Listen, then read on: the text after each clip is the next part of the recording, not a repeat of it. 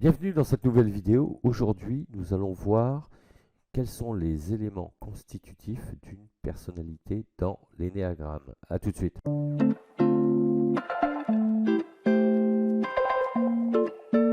Tout d'abord, nous allons voir les éléments qui constituent un énéatype.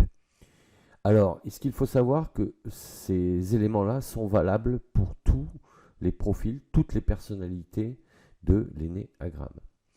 Alors tout d'abord, on a la construction de la personnalité. Comment se construit chaque type de l'énéagramme? On aura la forme d'intelligence, à savoir le centre préféré.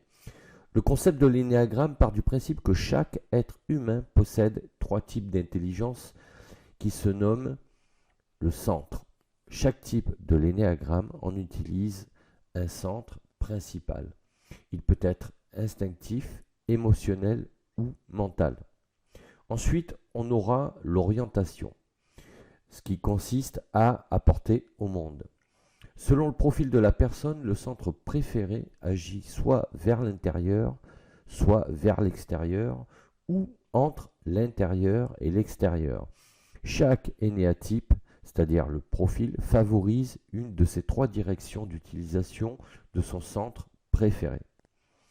Ensuite, on aura ce que l'on appelle la compulsion. La compulsion est ce qu'un énéatype va chercher à éviter. Ensuite, on aura la passion. La passion d'un énéatype est son travers négatif principal.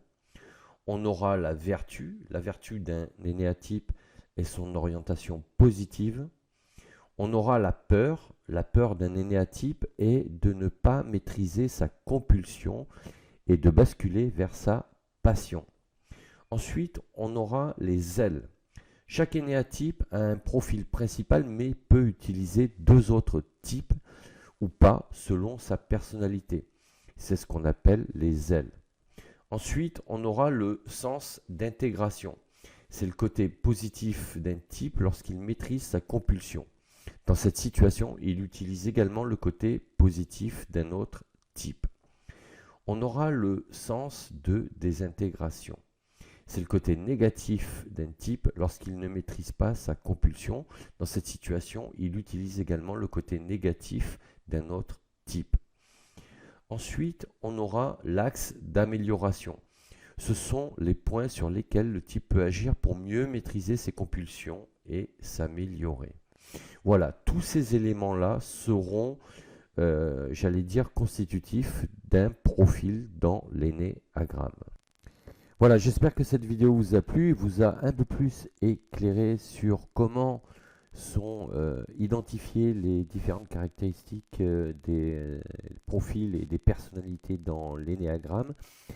Alors, sachez que vous pouvez télécharger gratuitement et librement mes deux guides dont je vous mets les deux liens sous la vidéo dans le descriptif et également commander mon livre Développement personnel, les trois piliers que j'ai publié fin novembre et que vous pouvez donc commander directement sur Amazon.